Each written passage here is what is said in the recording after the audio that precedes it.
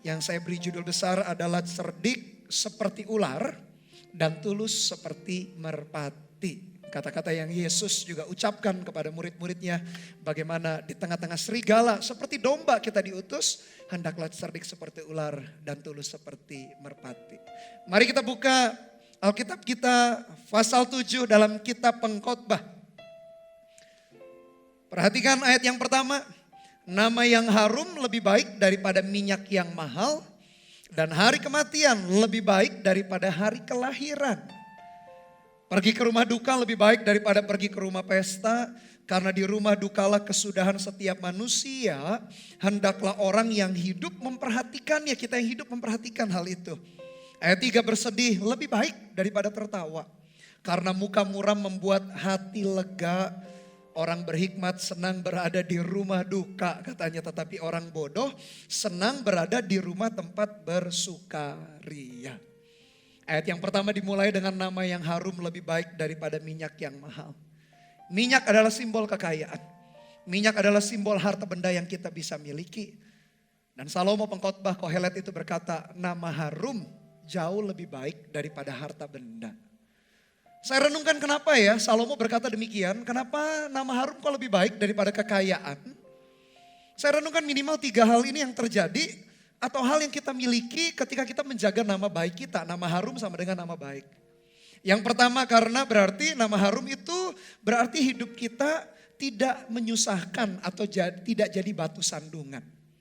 Kalau jadi batu loncatan, orang berubah menjadi hidupnya lebih baik harus lewat hidup kita. Berarti kita jadi batu loncatan buat seseorang. Tapi batu sandungan jangan. Berarti hidup kita ketika orang mau maju lihat kita, orang gak jadi maju. Karena membuat mereka tersandung. Jangan sampai saya berdoa jemaat gereja Mawar Syaron, jangan sampai menjadi batu sandungan tapi justru menjadi batu loncatan. Nama harum kenapa lebih baik? Karena nama harum berarti seseorang itu tidak merugikan. Tidak menjadi batu sandungan. Tetapi bagaimana hidupnya menjadi batu lompatan buat orang-orang yang ada di sekeliling dia. Nama harum yang kedua kenapa lebih baik? Karena berarti hidup kita sudah menjadi hidup yang berguna atau berdampak, hidup yang bermanfaat. Saya selalu meyakini Tuhan menciptakan kita bukan hanya untuk keberhasilan diri kita, tapi seperti Yesus berkata, kamulah garam, berarti memberikan rasa, mengawetkan supaya enggak busuk. Dan juga kamu adalah terang, berarti menerangi hal-hal yang dosa, hal-hal yang kotor. Demikian kita dipanggil, terang itu berarti bermanfaat menerangi. Garam itu berarti memberi rasa, berarti ada sesuatu kegunaan. Ada kedampak yang kita berikan. Lalu kenapa nama harum lebih baik? Saya meyakini yang terakhir, karena ketika kita menjaga nama baik kita punya nama harum begitu, pasti orang-orang juga mempedulikan atau mengasihi kita. Karena saya meyakini apa yang kita tabur selama di dunia ini akan kita tuai. Bisa jadi kita tuai, diri kita menuainya. Ketika kita suka memperhatikan, ketika kita suka memberi. Bisa jadi meskipun jangan tuntut orang yang kita beri untuk memberi kembali ke kita. Kalau gitu kita gak tulus. Tapi seseorang yang murah hati, yang suka menolong, suka memberi. Entah dia pun mengalami pertolongan, orang lain pun suka memberi kepada dia atau menolong. Atau generasi di bawahnya, anak kita, cucu kita. Pasti diingat orang. Seringkali kita dengar di ibadah penghiburan, kalau ada teman, kerabat kita atau siapa yang meninggal. Lalu kebetulan orang Kristen ada pendeta yang memimpin ibadah penghiburan atau pemakaman. Biasanya selalu menggunakan salah satunya ayat-ayat ini nih. Kenapa ke rumah duka lebih baik daripada rumah pesta? Padahal suasananya kan beda ya. Secara naluri, secara jasmani enak ke rumah pesta dong. Kita bisa makan, minum, heboh suasananya, tertawa, gembira. Rumah duka kan gak enak. Kita melihat orang nangis, kita melihat air mata, kita melihat wajah yang kadang-kala tegang karena ditinggal orang yang dikasihi. Tapi saya coba buat perbandingan antara rumah duka dan rumah pesta. Saya buat di dalam sebuah tabel yang sederhana. Perbedaan rumah pesta dengan rumah duka. Pertama tujuannya rumah pesta pasti untuk kesenangan. Rumah duka namanya aja rumah duka, berarti untuk berduka. Sedih berarti tujuannya. Suasananya kalau rumah pesta glamor. Di mana-mana orang menunjukkan kekayaannya dan semuanya glamor. Tapi rumah duka biasanya sederhana. Meskipun ada juga sih orang-orang yang hebat, orang-orang yang kaya begitu tetap didekorasi demikian rupa sehingga bagus dan cantik juga rumah duka. Tapi biasanya suasana sederhana, percakapan di dalamnya apa? Rumah pesta pamer. Perhiasan kita pakai, jam yang mahal, kita pakai kalung, anting-anting kalau wanita, gelang, mungkin jam tangan kalau yang pria, kita coba pamer. Pakai mobil apa kita datang ke rumah pesta. Tapi rumah duka justru percakapannya adalah prihatin. Biasanya kita ngomongin orang yang meninggal itu. Gimana dia telah berbuat baik, gimana dia telah berjasa. Acaranya kalau rumah pesta hiburan, rumah duka biasanya ibadah, apalagi kalau untuk orang Kristen. Perbedaan yang berikutnya refleksi hidup, rumah pesta untuk bersenang-senang, rumah duka kita ingat. Refleksi hidup kita bercermin. Satu saat kita juga akan di jenazah atau tubuh kita yang sudah meninggal nanti akan ada juga tuh di kotak sekian kali sekian meter itu. Seperti jenazah orang yang kita datang untuk kita menghibur keluarga yang masih hidup. Lalu hasilnya rumah pesta biasanya iri hati membandingkan. Tetapi setelah pulang dari rumah duka biasanya kita sadar. Iya ya, ternyata hidup kita itu begitu singkat dan sementara. Entah meninggalnya karena apa tuh kerabat kita waktu itu. Tapi pulang itu pasti kita menyadari minimal kita sadar bahwa hidup kita juga gak akan selamanya. Hidup kita hanya sementara. Itulah sebabnya Salomo berkata lebih baik datang ke rumah duka daripada rumah pesta. Karena ketika rumah duka orang bisa bercermin, bisa merefleksikan diri. Dia mengingat ke belakang apakah hidupnya selama ini sudah asal-asalan atau sembarangan. Atau hidupnya sudah dikerjakan dengan sebaik mungkin. Ada perenungan yang mendalam, ada refleksi yang benar di dalam hati dan dirinya. Dan kalau itu dilanjutkan dengan tuntunan Tuhan dalam hidupnya, tuntunan Roh Kudus. Hidup orang-orang itu pasti berubah. Beda kalau habis ke rumah pesta. Biasanya iri yang jadi. Oh dulu temenku begini. Dia dipromosikan. Punya rumah ini punya. Wah segala kita pamer. Karena orang-orang pamer. Kita akhirnya pulang. Dengan kadang-kadang iri hati. Dan juga rasa bersaing. Bukan berarti mari kita gak ikut datang ke pesta seseorang atau keluarga kita yang berpesta. Enggak kok, tetap bisa datang. Tetap juga hadir untuk menghargai orang yang mengadakan acara. Tapi perhatikan baik-baik ketika mengunjungi entah rumah duka atau rumah pesta. Harus belajar sesuatu nilai kehidupan, nilai yang tepat, nilai yang benar. Oleh sebab itu Salomo berkata ternyata hari kematian jauh lebih baik karena mengingatkan kita yang hidup di atas muka bumi. Ternyata hidup kita gak akan selama-lamanya. Dan apa yang sudah kita tinggalkan. Oleh karena itu di ayat pertama dia berkata nama baik lebih perlu, lebih penting. Karena semua akan kita tinggalkan, nama baik pun akan kita tinggalkan. Dan nama baik yang kita tinggalkan akan menolong generasi anak dan cucu kita. Secara natural, secara alami fisik kita, secara daging lebih suka dengar nyanyian daripada dihardik atau ditegur. Orang kadang-kala ditegur, biasanya orang kalau gak siap hatinya luka. Dia merasa gak diperhatikan, dia merasa gak dimengerti. Kenapa ditegur, merasa orang yang menegur itu tidak sopan kadang-kala merasa begitu. Tapi nyanyian pada dasarnya semua orang suka nyanyi, suka musik pada dasarnya. Meskipun genre lagu yang disukai berbeda-beda satu dengan yang lain. Tetapi secara umum nyanyian itu lebih menyenangkan. Tapi Salomo membandingkan kembali hardikan dengan nyanyian. Ternyata hardikan orang berhikmat. Lebih penting, lebih bagus daripada nyanyian, tapi orang bodoh yang menyanyikan. Kenapa hardikan itu lebih penting? Karena hardikan membuat kita bisa berubah, kita bisa sadar. Kita yang keliru menyimpang ke kiri dan ke kanan, kita bisa kembali ketika kita mendengar hardikan dengan rendah hati. Apalagi yang menghardik, menegur kita. Bukan orang sembarangan, mungkin orang tua kita. Mungkin sahabat dekat kita. Mungkin pemimpin rohani kita. Kalau orang-orang seperti itu yang menegur, saya mau kasih tahu Bapak Ibu Saudara, dengarkan hardikan yang kayak begitu. Dibanding hanya sekedar nyanyi, berkaraoke misalnya, boleh sih bernyanyi. Tapi Salomo membandingkan hardikan dan nyanyian. Secara daging, secara manusia lebih senang nyanyian. Tapi Salomo berkata enggak, hardikan itu lebih penting. Apalagi yang menghardik kita atau menegur kita orang tua, orang yang dekat dengan kita, pasangan kita, sahabat kita, orang yang mengasihi kita, pemimpin rohani kita. Dengarkan mereka. Karena hardikan itu membuat jalan kita kembali lurus. Kenapa orang menyogok, menyuap sederhana? Supaya orang lain melakukan persis seperti yang kita mau. Jangan menyuap, jangan menyogok Bapak Ibu Saudara. Karena itu bisa merusakkan. Dikatakan pemerasan membodohkan orang berhikmat. Orang berhikmat pun jadi bodoh karena ada pemerasan. Uang suap merusakkan hati. Hati yang lurus pun, hati yang bagus pun. Ketika sengaja melakukan, entah menerima atau melakukan suap, menjadi rusak. Salomo mengingatkan kita, hati-hati bahaya bribery, menyuap.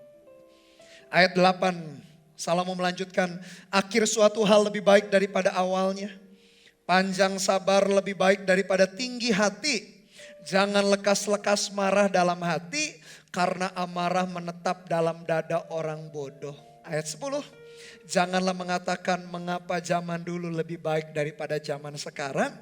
Karena bukannya berdasarkan hikmat engkau menanyakan hal itu. Saya seringkali ketemu jemaat. Mungkin mereka pindah dari luar kota karena pekerjaan. Atau karena orang tua pindah, anak mereka harus ikut. Atau mereka yang sudah menikah pindah karena pernikahan dan semua. Lalu setelah sampai di tempat yang baru, di kota di mana kita gembalakan, lalu mereka membandingkan. Dulu di kotaku, pekerjaanku A, B, C, dan D. Dulu teman-temanku, dulu gerejaku, bahkan dulu pelayananku. Selalu dibandingkan dengan zaman lalu, zaman dulu. Salomo mengingatkan kita, ketika kita berkata begitu, kadang-kadang kita kurang berhikmat. Karena berarti kita gak bisa move on dari setiap proses yang Tuhan izinkan terjadi. Perjalanan kita bersama dengan Tuhan harus terus bergerak dengan Dia di dalam ketaatan. Mungkin masa lalu kita telah dilewati dengan hal-hal yang baik, yang menyenangkan, dengan keberhasilan, dengan kesuksesan. Tapi tahu gak Bapak Ibu Saudara, begitu yang namanya masa lalu, biarkan itu menjadi pelajaran yang berharga. Jangan tinggal di dalam masa lalu. Jangan bangun monumen tugu di masa lalu sehingga kita memberhalakan. Karena hari-hari ke depan pasti jauh lebih baik. Karena apa? Karena kita jauh lebih berpengalaman. Karena kita jauh lebih bertambah hikmatnya. Karena kita jauh lebih berserah kepada Tuhan. Jangan tinggal di masa lalu, jalani bersama dengan Tuhan hari demi hari. Kalau Bapak Ibu Saudara yang masih selalu membandingkan masa lalu. Dulu aku melayani, dulu rajin berdoa, dulu rajin baca Alkitab. Dulu kota tempat aku tinggal, dulu kotanya enak. Dulu pekerjaannya, dulu gerejanya, semuanya serba dulu. Berarti saya bisa pastikan hidupmu sekarang berarti lebih buruk dari zaman dulu. Berarti kita gak maju, kita gak bertumbuh. Oh, masa lalu penting, hargai. Bahkan orang-orang di masa lalu kita. Oh, hargai mereka kayak orang tua kita, sahabat kita. Bahkan mungkin guru sekolah minggu, hari ini GMS punya namanya Eagle Kids. Mungkin dulu di zaman dulu kita ikut sekolah minggu. Oh, hargai orang-orang itu. Tapi jangan tinggal di masa lalu. Kenapa hikmat itu begitu luar biasa? Bahkan lebih mahal daripada emas, perak, dan permata. Karena tahu gak Bapak Ibu Saudara, bagaimana cara kita dapat emas, perak, dan permata? Kalau kita berhikmat. Jadi kalau kita punya hikmat, kita bisa memiliki segala-galanya. Tapi tempatkan itu kembali. Saya ingatkan berulang kali. Karena Salomo orang yang paling berhikmat. Ketika dia tidak meletakkan di bawah takut akan Tuhan. Hidupnya pun jadi kacau, jadi sembarangan. Punya hikmat. Perlindungannya seperti punya uang. Ini pemikiran saya, perenungan saya, perlindungan hikmat secara fisik. Kita bisa kok terhindar dari sakit penyakit, tubuh tetap fit. Karena kalau kita melihat dokter medis berkata, sakit penyakit manusia itu bahkan 70 atau 80%. Dokter, Bapak Ibu Saudara, kalau dokter mungkin Anda lebih tahu, 70-80% penyakit manusia itu karena gaya hidup sebetulnya. Bayangin, kalau gaya hidupnya penuh hikmat, gaya hidupnya baik, 70-80% penyakit kita bisa hindari. Secara psikis, secara jiwa, menjaga kesehatan jiwa, tidak stres, tidak burn out, itu juga karena hikmat menuntun kita.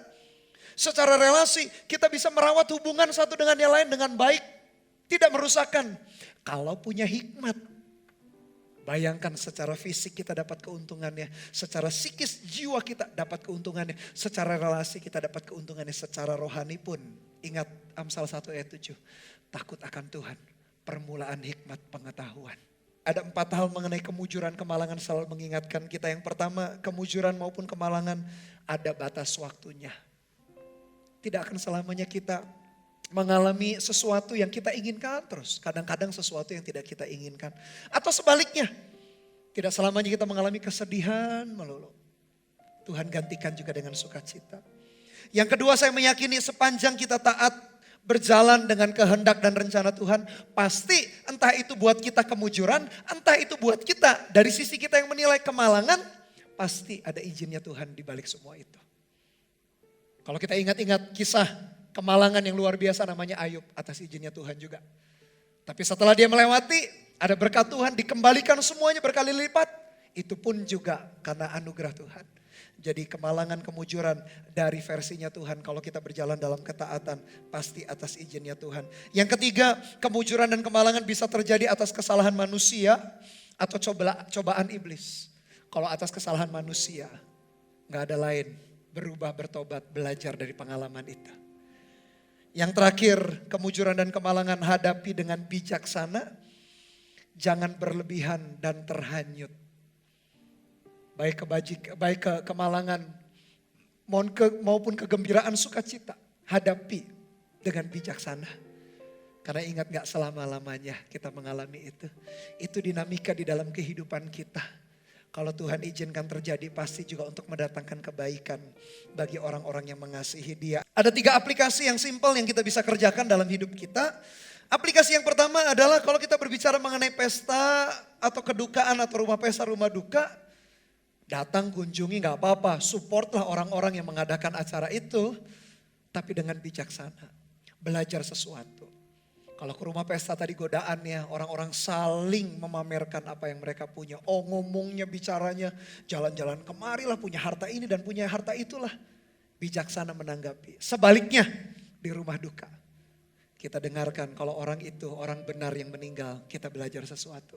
Tapi kalau orang jahat, kita pun belajar sesuatu. Jangan mati meninggal dalam kejahatannya seperti orang yang meninggal ketika kita kunjungi untuk hibur keluarganya. Aplikasi yang kedua, hargai setiap teguran dan didikan. Tadi masih ingat Bapak Ibu Saudara, Salomo membandingkan antara nyanyian dan hardikan. Yesus sendiri menghardik, tadi saya ceritakan kepada Petrus dan kepada wanita Sirofenisia. Hardikan berguna, hardikan bermanfaat. Hardikan Yesus membuat Petrus menjadi soko guru, menjadi rasul yang hebat, bahkan matinya martir, disalib terbalik. Hardikan kepada wanita Sirofenisia membuat wanita itu memperoleh mujizatnya. Anaknya ditolong Tuhan dengan cara yang ajaib. Hardikan teguran didikan dari orang berhikmat penting bagi kita. Orang itu mungkin orang tua bagi kita yang menegur kita. Atau mungkin sahabat kita, atau mungkin pemimpin rohani kita. Dengarkan teguran mereka. Karena teguran menyelamatkan. Dibanding nyanyian daripada orang bodoh. Dengarkan, hardikan, hargai, hardikan dan didikan. Jangan sakit hati kalau kita dihardik atau ditegur. Yang terakhir, cerdiklah seperti ular dan tulus seperti merpati. Cerdik berbicara mengenai punya hikmat. Bisa lakukan A, B, C dan D dengan baik, dengan excellent, dengan terampil. Tapi sisi yang lain, hatinya tetap tulus, penuh integritas. Jangan tinggalkan hanya ketulusan saja. Karena nanti kita dikerjain orang, karena nanti kita dirugikan orang, karena nanti kita ditipu sana, ditipu sini. Karena kita didapati hanya jadi orang yang lugu katanya.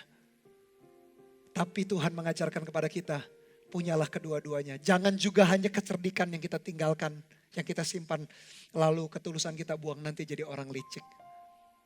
Cerdiklah seperti ular, tapi tulus seperti merpati, membuat kita bisa berjalan dari satu kasih karunia kepada kasih karunia berikutnya.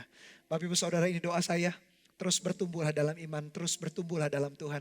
Lihat kasih dan anugerah Tuhan menyertai kehidupan kita.